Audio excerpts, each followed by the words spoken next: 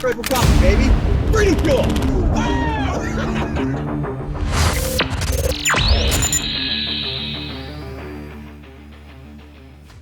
All right, so for those of you that are listening at home that don't have video, I would highly suggest go to the Black Rifle Coffee podcast and check it out. This is the new Yeti Rambler French press, 64 ounces, so it's big. This thing is fairly indestructible. It has a ceramic lining, a locking top. It's got some really cool features. It's heavy. This isn't something you're gonna take backpacking. This isn't something like you're gonna put in your kit and think this is gonna be light. This is gonna be in the back of the trailer, in the back of the truck. You're going overnight, or you're hanging out at the house or the cabin. I'm not typically a big French press fan, just in general. It's dirty, meaning a lot of your French presses, one, people don't make it right. Your coffee has to be really coarse. You've got to not only bloom it, you've got to steep it for the correct amount of time. You've got to have your proper brewing ratios. What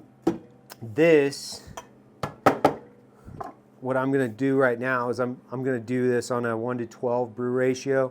So I've already got pre-ground 113 grams. We're going to do a quick rinse because this is brand new. Just going to rinse it out a little bit. Great features that I love about this piece of gear. Ceramic interior, what that means is because it's lined, it doesn't have the metal texture or the metal taste that a lot of your French presses will have.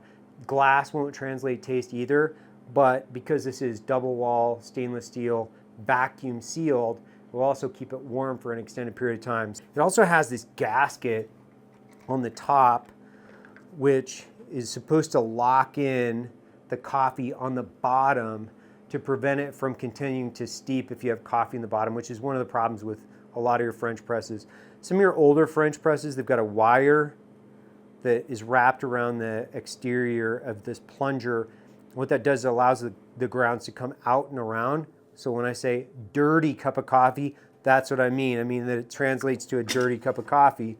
So I've already pre-weighed this. We're gonna dump in, oh shit, man, I am breaking everything today. Well, we're gonna start that over because I've just put glass all over in this. For those of you that are listening, I just broke yet another item today. So today I broke a Chemex, which is glass, and then a measuring cup, which is also glass. Not my intended purpose to break a bunch of shit today, but we are set to jet. So we're just gonna pour the coffee directly in. This is 113 is what we're gonna go up to.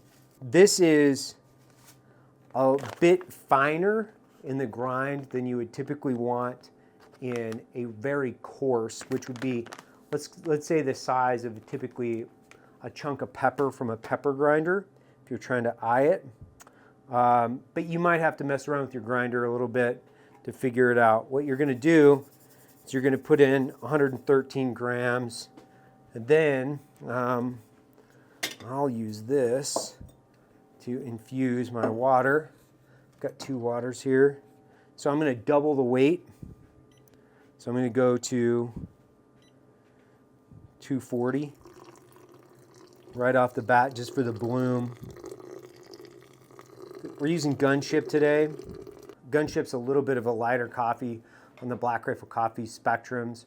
What we do here, and what I've specifically done, is everything that we do in the coffee section, specifically in grocery, from our e-com channel. So if you're buying it online, if you're a subscriber, everything is built on basically light, medium, dark from the traditional sense. Your light coffees are going to be built on, there comes Moose, that's great. Your light coffees aren't going to be as light as some of your single origin micro lots that you'll get in a lot of your more bougie hipster coffee shops, unless you're part of the exclusive coffee subscription, which is we do a new coffee every month. you bag design new coffee from a different country of origin. It's typically a single origin micro lot. We focus a lot on flavor profile and try to create something that a lot of people haven't tasted before. Now, I got a lot of questions from the DMs that guys sent in asking about what would be your preference, your coffee of choice, or your method, your brew method. If you had one brew method for the rest of your life, what would it be? I'll tell you one thing, it's not French press. This is not my favorite coffee. It's definitely not the brew method that I would stick with for the rest of my life.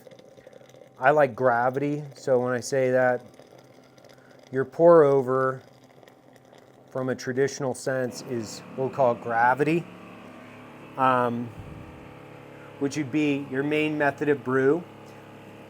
A Chemex, we have multiple different types of pour overs, but what I'm referring to is a pour over coffee or gravity brew.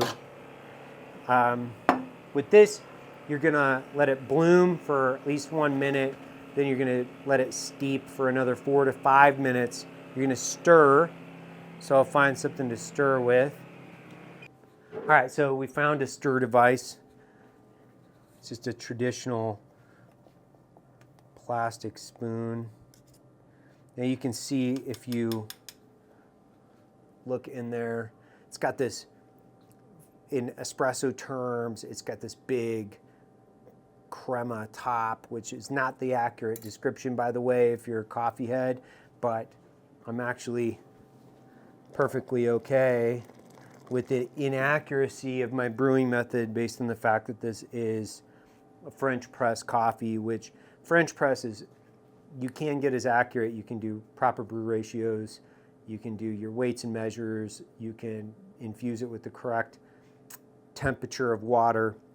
However, you're still not going to have the accuracy that you would in an espresso or a gravity or a pour over.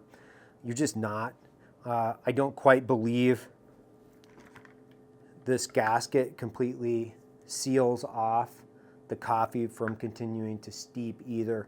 So for me, if I had one brew method, it'd be the pour over. We're going to try this today just to see if it works, which it should, because it's a relatively low technology that's been around a while. This is just their version of a fairly old piece of technology, meaning the French press.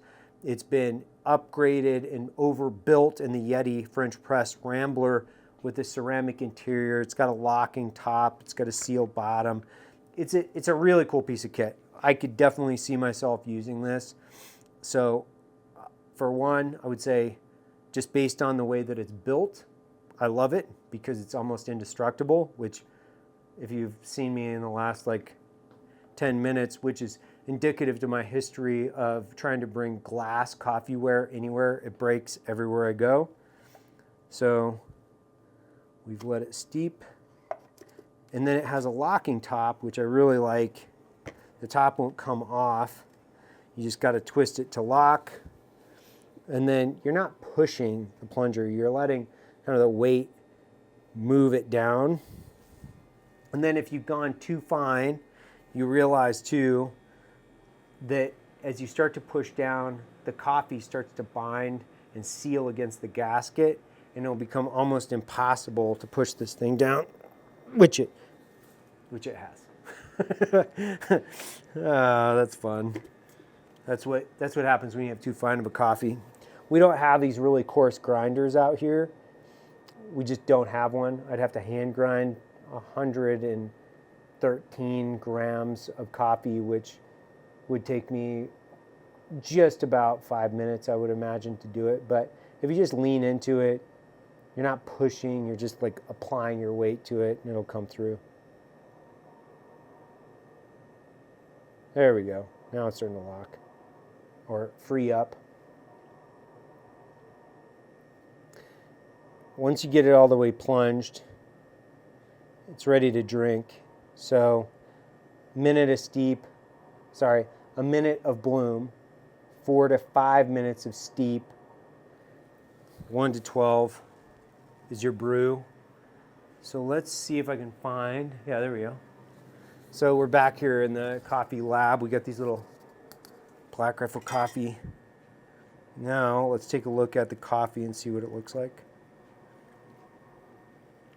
So Gunship is typically a little bit darker from a dark roast profile, but it's actually one of the lighter coffees that we have. We sell that's commercially available, and it's much darker than a single origin micro lot.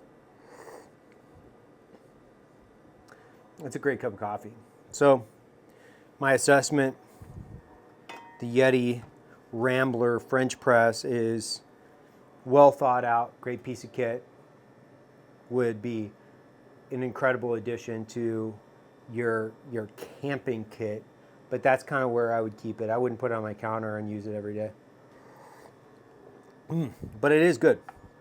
So first question I got from the forum is, how do you differentiate coffee tasting notes as you're tasting coffee? The first thing you have to do is you have to get consistency in your brew method. So first and foremost, what I would do, number one, step one, is go to a pour over.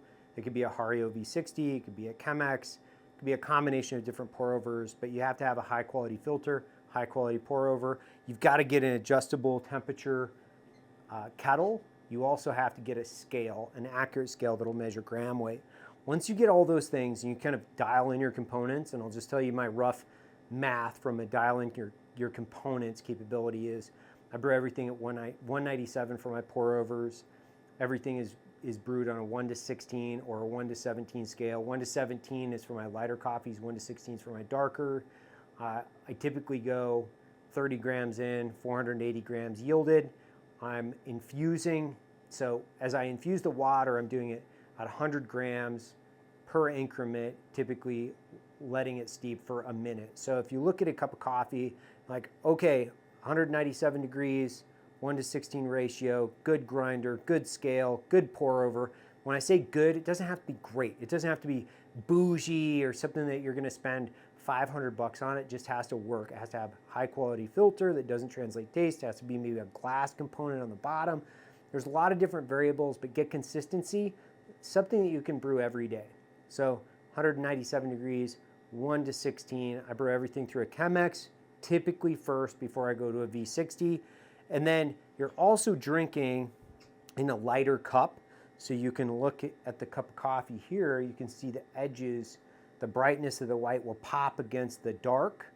And what that does, it allows you to measure not only the color of the coffee, but as you're drinking it and you drink it down, it'll continue to allow you to look at the cup of coffee and the color. So you're not just measuring taste, you're also measuring the feel, so the mouth feel of the coffee. When you hear that slurping, you're actually aspirating the coffee and you're aerating it across your entire palate from front to back. If you go over to this color wheel over here, or this flavor wheel on the back of this board, when we look at this flavor wheel, one side of this is going to be your citrus, florals, your fruits. That's going to be on the lighter scale of coffee. On the other side, you're going to get chocolate, nut, grain and cereal, roast spice. You're going to get more of your savory. So your dark and then your light. So when you look at these two, you can say this is typically going to be a lighter cup of coffee. This is going to be a darker. The reason is that you won't be able to pick up your fruit notes in a cup of coffee where it's been over roasted or way past what's called first crack. So what does that mean? If you're like a new to coffee and you don't exactly know what that means, it means brew your coffee at the same ratios, the same temperatures, aspirate or slurp your coffee first, and really try to focus on how do you pick up the different flavors. There's a lot of different places that you can go to educate yourself on the flavors in coffee. One would be the Specialty Coffee Association, or the SCA. We've got a lot of information on that. I would definitely go and check those guys out. If you haven't, go and check them out. All right, 2.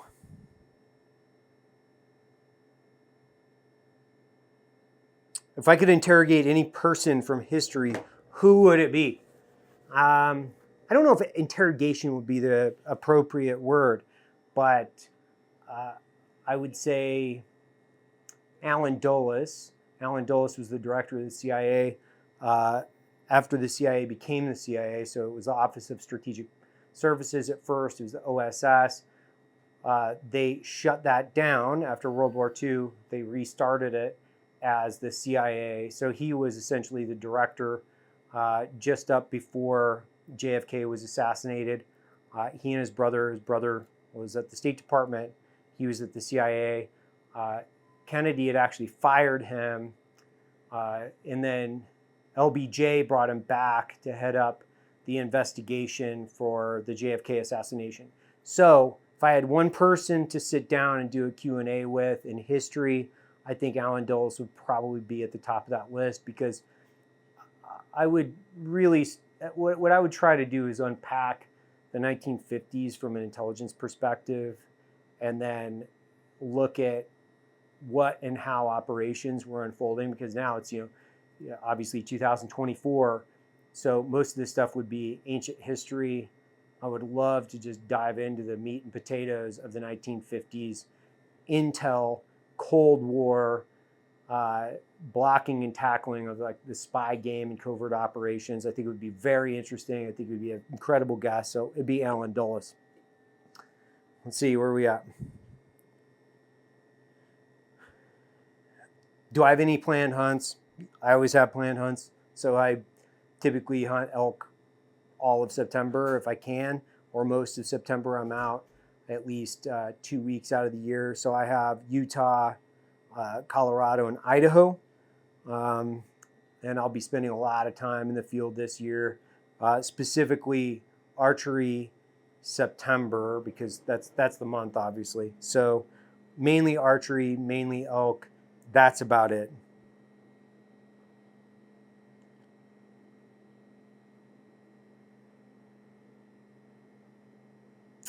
How angry are you?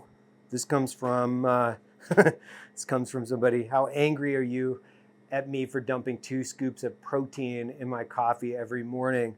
One, I'm not angry whatsoever. It's completely up to you if you want to ruin your coffee with protein. It's on you. I would say maybe take your first cup of coffee. What I do in the morning is I take my first cup of coffee pretty serious, meaning it's brewed at the proper ratios, time, everything about it is the same every morning, because I'm trying to replicate and or create the perfect taste. Now my second cup of coffee is what I do. What I do is I go, and now I'm messing around with stuff. So I can add something, so MCT oils. There's a lot of different things out there, like what I'd say creamer substitutes, because we all know how I feel about creamer, but they are proteins that you can add to a coffee that either change the flavor or could change the flavor. That's when I start adding anything. So like Jack Carr, for instance, he loves to add honey. I've done that in the past, where I've added honey and cinnamon and other things into it. That's not my game. If I'm going to have a protein shake, it's a protein shake. If I'm going to have a cup of coffee, it's a cup of coffee. I don't try to combine those identities and confuse my drink gender. You know what I mean? I'm just trying to keep everything either male or female at this point. Can we get Eric Prince on the podcast? The answer is yes. I know Eric. He's a great guy. He's been out here several times. We sit down, we shoot the shit, we have great conversations. We always talk about doing a podcast, and for whatever reason, we're like ships in the night, and it doesn't happen. But I love Eric. He's an awesome guy. He's got an incredible amount of information in his head. What's the best brew temperature for a pour over with silencer smooth? 197 to 202. Discover your own preference through that temperature window. Bring back the BRCC Puppet CEO. It's more of a statement and a directive than a question. When does Idaho get a Black Rifle Coffee? Coeur d'Alene would be the perfect area. Actually, I don't disagree with that at all. Black Rifle Coffee does need to have a coffee shop in Coeur d'Alene. We have one in Kalispell, but I would love to get one in Coeur d'Alene. I spend a ton of time in Idaho during the summer. These are LaCroix. It's not a commercial for them, but I spend a ton of time in that Coeur d'Alene area basically all summer with my wife and my kids. So I work back and forth between Lewiston, the town I grew up, Coeur d'Alene, the Panhandle, and then into Montana. But I don't disagree. Coeur d'Alene would be a fantastic place for a coffee shop. But if you are looking for a great coffee shop in Coeur d'Alene where you can get an incredible cup of coffee, Evans Brothers does a pretty damn good job. How fresh is the coffee that you order from the website through the subscription? Everything that we roast and ship out should be within a 3-week roasting window. Sometimes that'll be adjusted purely based on demand. So we're trying to do the best we can in order to forecast out as far as we can. Sometimes we're a little bit off. So it could be less than that. It could be a little bit more than that, but that's typically what we like to stay in. Brent from Softly says, when are we going to work out? The answer is, well, we have a gym here, so he knows where I live. What are my thoughts on the Mocha Master coffee machine? I love that question because I've used a Mocha Master. If I'm going to use a drip machine of any kind, it's the Mocha Master. It's consistent, it's well built, it'll last for 30, 40 years. So as far as drip machines, the Mocha Master beats them all. Like, they are what I think they're top notch for a machine that you can just buy off Amazon. The filters are readily available. It's a fantastic machine. So I love it. That's what I use if I use a drip machine. It's in the camper. Like I said, I don't typically use a French press, but I will drink a Mocha Master for sure. Will I ever see BRCC coffee shops in California? The answer is maybe. I mean, maybe Northern California. I mean, it seems like those are more of my people up there. I guess Los Angeles is like 50-50, blue, red. I mean, Los Angeles maybe, I guess. I don't fucking know.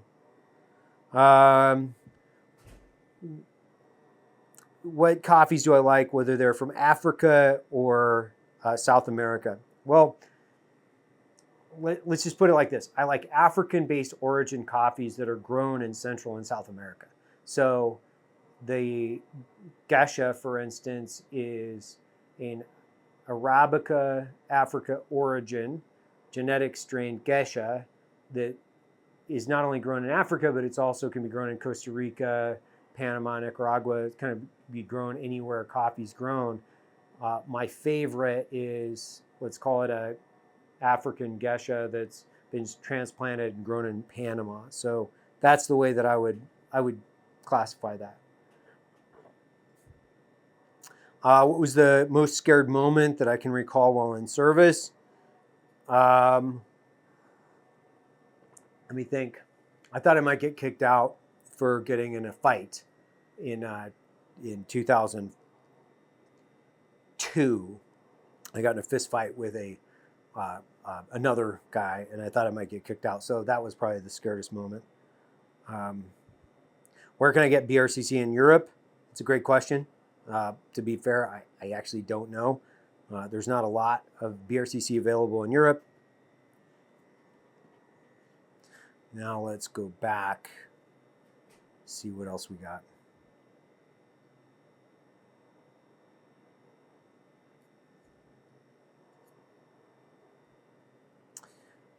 I've already kind of answered this, but the best pour-over method, best is really, it's completely relative on your preference. I use 2 pour-overs for the most part. I use the Chemex, I use the Hario V60. I would highly suggest either one of those. The V60 is great when you're on the move. So I use it hotel rooms, camping, a wide variety of other places. When I'm actually traveling, I use a Chemex every morning in my house.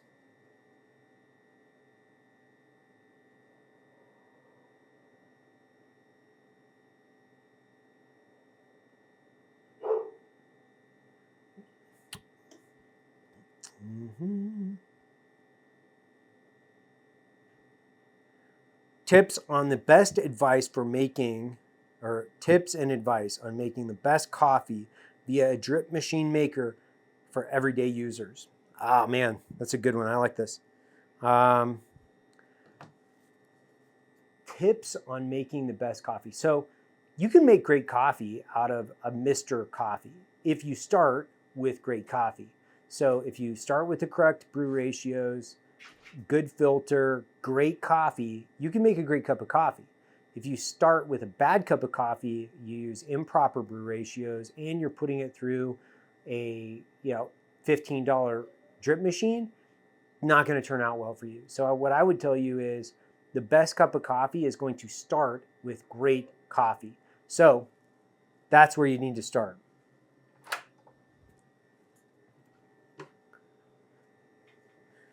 How is BRCC truly doing? I'm not exactly sure what that means, but we're a public company, which I think I've talked a lot about this, or at least a little bit in the past, which is one of the big things that I'm trying to do constantly is inspire an entire generation of GWAT, the Global War on Terror veterans. I want them to go out and start their own small businesses. I think that they can directly plug in and have an impact not only in the business community and their small towns, their communities where they're from, and they can also have a direct impact on the GWAT subculture in general. So, for us to go public and do the things that we've done, a lot of this was built to inspire people to go out and start their own businesses, directly provide positive impact into their communities. Because as most of us know, and I think some of us have talked a little bit about this, is that our community is more susceptible. It has a higher rate of cancer. It has a much higher rate of depression and suicide. We have isolation and disconnection issues from our tribe, our community. So we need an entire generation of thousands of men and women that not only fought in the global war on terror, but then come back home and they directly plug in to create more value in not only their lives, their family lives, their communities' lives, and if they decide to start a company's life. So for us, how is BRCC truly doing? We do quarterly reports. We had a great quarter. We've had a couple great quarters in a row. We continue to grow. We continue to really just, I think, meet or exceed what I would say is our clearly defined goals and objectives. But one of the biggest things that we're trying to accomplish here is to inspire a group of GWAT vets to go out and make the impossible happen. So you think about what I did in 10 years, which is not me. I'm not trying to give myself a pat on the back. It's not the way I roll. But I started a company in my garage, and less than 10 years later, we were publicly traded on the New York Stock Exchange. We went public right across the street from where George Washington took the oath of office. I think in today's market condition, it's really, really important that people take command of their own lives. They take accountability for anything that they see in their own communities that they might disagree with or think that they've had an injustice, and they start digging in and doing something about it. What I do here is I really try hard to just look at what I'm doing, not necessarily what I'm saying, because I use a lot of profanity, and there's a lot of dudes and fucks in my language. So if I'm not the most, what I would say, I'm not trying to be the most articulate. I'm not trying to be the most successful. What I am trying to do is be very specific and intentional in the way that I'm doing business and plugging in directly into my life, because I understand the GWAT community needs what I would say is a beacon for, well, shit, if this guy can do it, I can do it. And I've lost way too many friends in the last couple of years to drug addiction and suicide, to just turn a blind eye and not do something that I feel is extremely important and impactful for the community. That's why we do it. So to go back and answer your question, how is BRCC doing? I get direct messages emails and texts from people every day where they tell us, you guys have made a direct impact in my life. I started a lawn mowing business, and I was just talking to Jared yesterday, Jared Taylor. He was saying he was down in Florida at a, he was in Maryland with Travis Pastrana, and there was a guy out there that was talking to him that started a security service. And he started that because he had seen and watched what we had done at Black Rifle. He was so inspired by that, he went out and started a security company. That security company turned into something where he employs now 1,000+ people, where they do security for different concerts and different venues around not only the United States, but now internationally. So I've heard stories like that over and over and over again. And that's what really provides the fuel for me to keep going and continue to do what we do, because it's my duty back to the community. It's my passion. There's two things I'm extremely passionate outside of my kids and my family, which would be the veteran community and coffee. So I get to do those two things every day. So answering your question, I think it's doing everything I set out for it to do plus some.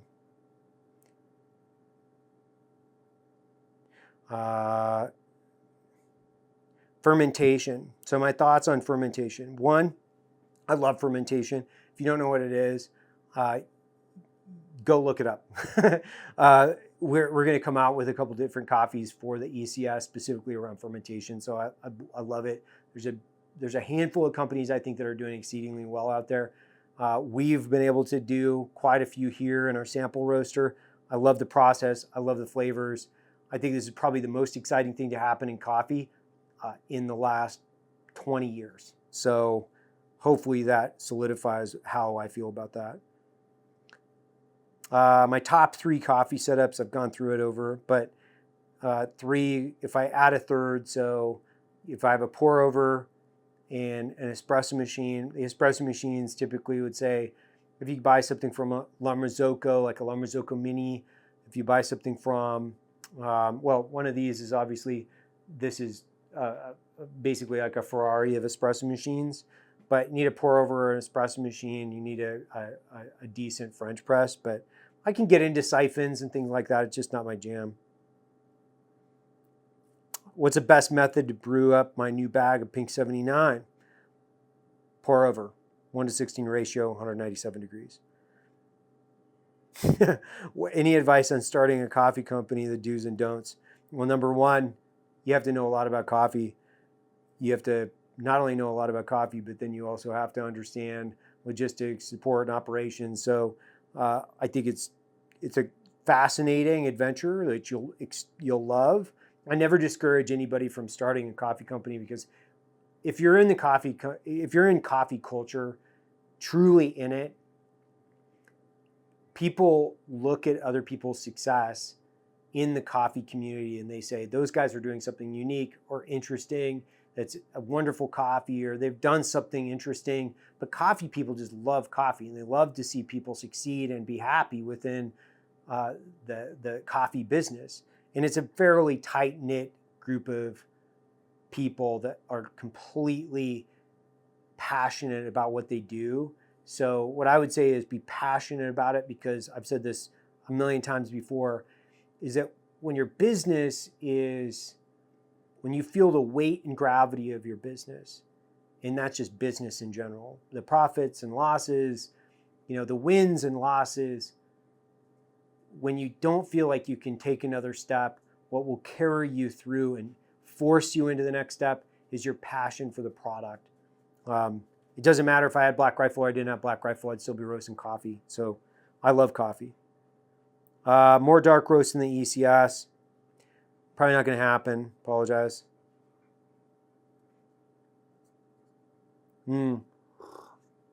What's the biggest mistake that I've made as a CEO? Well, a few years ago, I've made lots of mistakes, which is like, a lot of those are like public debate and forum, right? I made lots of mistakes. By the way, you should never fear a mistake. Like, fear is the single most I would say one of the biggest obstacles to an individual's success in business, like all stop, that's it. Fear will prevent you from accomplishing almost anything in business. So you can't fear a mistake. What you have to do is you have to do what I say is risk mitigation and course of action development. I brought in a group of guys initially, it's me, Matt, and Jared, and a group of other guys. And my vernacular was very team room driven. So there's a lot of what I would say is politically incorrect rhetoric that was being utilized like really early. To be fair, it still is. But if people don't understand the way that you're joking, the way that you're communicating with them, they can take your words and then flip them back, exaggerate them, and then try to sue the shit out of you. So, of course, I've made lots of mistakes. Most of my mistakes have been made with my mouth, believe it or not. I don't think that I typically have a loud mouth, but I don't have a filter. And so I think that's part of, one, you can't fear what you don't know. You can't fear your decisions. You can't be in fear of anything and everything that you say will be ultimately used against you, because you have to just drive a business. So for me, I would say place and time appropriate, the use of language, and then making sure that you understand who you're joking with and who you're not. So I just refuse to be in a politically correct prison. I'm just not going to be that guy.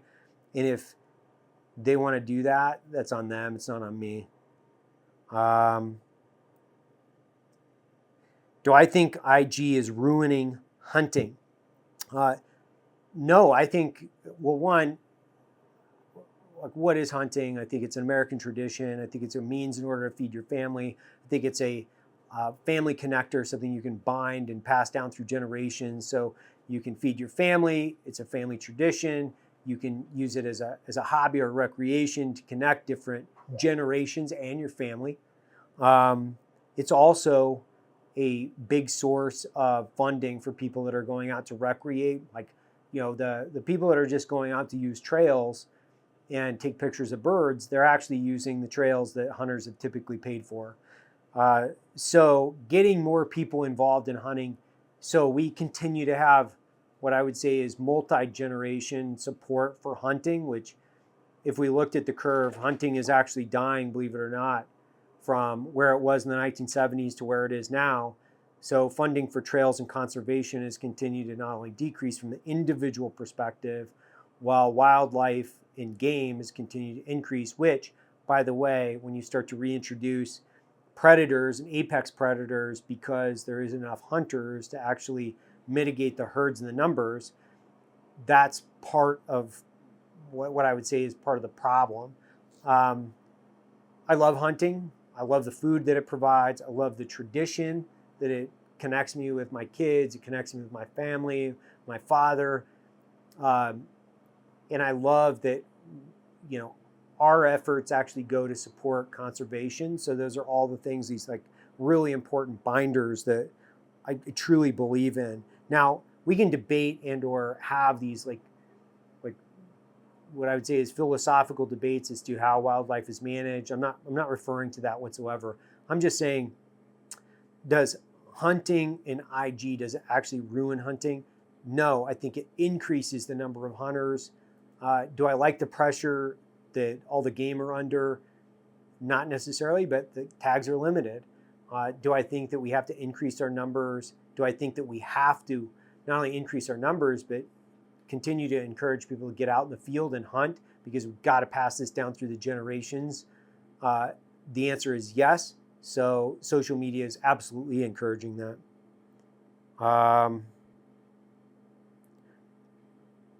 Yes, I do still carry a staccato, but I carry a SIG 365 for EDC.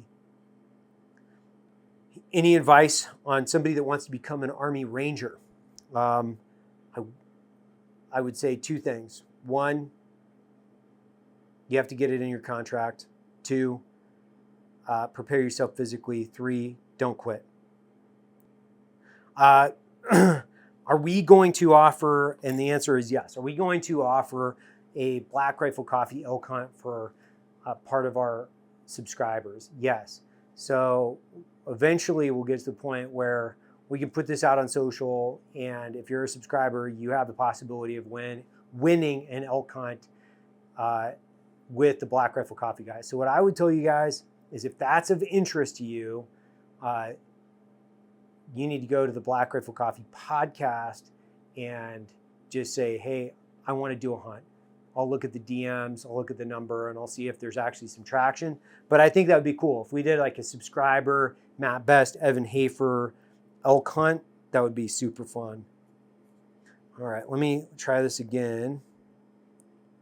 Okay, so here's an interesting question. For someone who has lived such an adventureful life, what is a dream you have yet to fulfill? I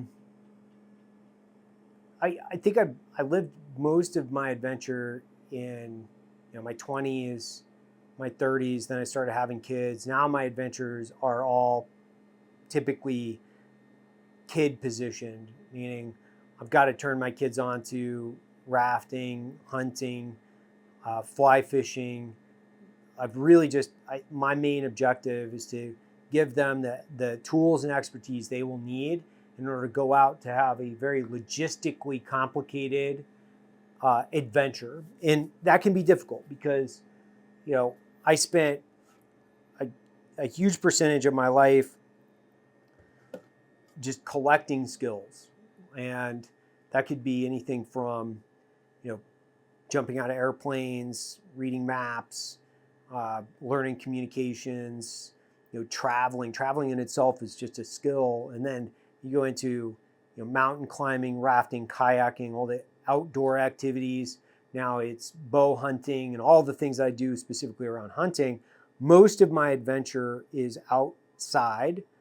I typically only believe that adventure can be found from a non-electronic means, meaning you can't just pull out your VR and experience things in real reality. You have to go out and experience them. I use the analogy of the river because I'm very connected to rivers, whitewater, and fly fishing. Is if you're watching somebody go down a river and they're rowing it in a kayak or a raft or drift boat or whatever it might be, that's one experience, but you're a bystander, you're an observer. It's way different for the person that's actually in the middle of the river and they're trying to navigate it and push down through the rocks, the whitewater. One is significantly better. I'll leave you to determine which one that might be. But for me, I think about it as you got to get in the river, right? So you got to get into life itself, find something that you're really passionate about, and then go just supercharged against the goal of teaching yourself the skill, qualifying yourself to go out. And now you can not only have the confidence, but you can have the competence in order to experience things at a different level. If you're terrified when you step out into the woods because of the bugs or the snakes or whatever it might be, you can never really relax and enjoy it for what it is. But if you're confident and competent in your skill set, you go out, you can have an incredible time and your experience will be elevated. So right now, my focus is not on individual adventure. It's on how do I interact and connect in my entire family into that adventure. And then making the logistics fun, meaning traveling from point A to point B could be extremely boring. But if you're doing it on motorcycles or ATVs or mountain bikes or these 2 feet, it can be way more interesting and adventurous. I typically think about things in, how do I get there in an adventurous way? Which is, I think, probably where SF plugged in more, which would be, your means of infill. People start to think about, your way to get to work was parachuting or scuba diving or, driving Humvees overland or whatever it might be. But that's actually just your means in order to get to work. But that at times captures the romance of being in special operations. So it's the same thing in adventure. It's not the top of the mountain that matters. It's how did you get there? What's your route? So are you ice climbing? Are you hiking? Are you using pitons and aid climbing? But when you get to the top, the view is relatively similar from the top than it is 10 feet below. But it is the complexity of the logistics that ultimately make it more fun. That's why I focus on skills, transportation skills, because they get me to the places I want to go, the places of beauty, the places of solitude and remoteness that I truly love. And I get to drink incredible coffee pretty much everywhere I go. All right, one more, and then we'll call this a day. Let's see. Is the Jura a good brand of espresso coffee? Is the Jura a good brand of espresso machine? Yes. The Jura is a auto, or I think they actually have a semi-auto espresso machine that's built for the countertop at home use.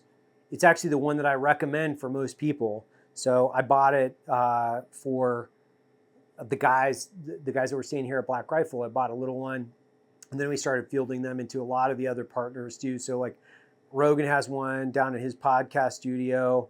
I've sent one down to Chris Williamson, a few other guys. So they're incredible espresso machines for the money and for the capabilities. They're highly recommended. My favorite ECS over the last couple years. I think if we classify them as like, we have LTOs, which is limited time offers, and we have ECSs. My favorite ECS, I think, in the last couple of years has been Medusa's Madness. I'm actually bringing that back in November. Then LTO would be Circus Bear, which if you flip around, you can see the gold medal that we won for Circus Bear, the Golden Beans Championship. So, book recommendations. One more on book recommendations. Book recommendations in general. I'll recommend an author because she's written several books on Rome, Roman emperors, and the Roman Empire. Mary Beard, I believe. You can correct me in the comments. And I'll pull up. I'll pull her up real fast so we can I can reference her directly.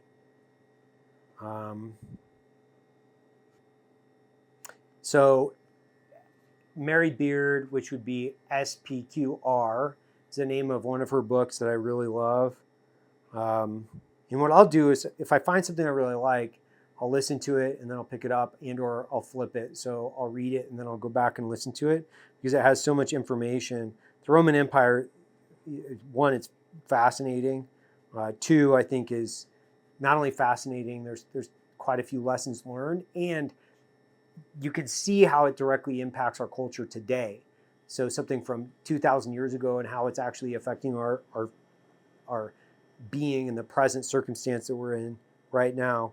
The myth of Sisyphus, I've talked about this before, by Albert Camus. I think if you're into philosophy, which I am, and you're a vet or you're non-vet, it's relatively not significant to this, but Albert Camus wrote this book about the myth of Sisyphus. I'm not going to ruin it for everybody, but I highly recommend reading it. And I would highly recommend Meditations by Marcus Aurelius. So more philosophy, I think it actually helps not only in your day-to-day life, but it also helps you project out 10, 20, 30 years, get yourself goal-oriented, get your mind right, stay focused on the things that matter. Thank you so much. I can't wait for the next one.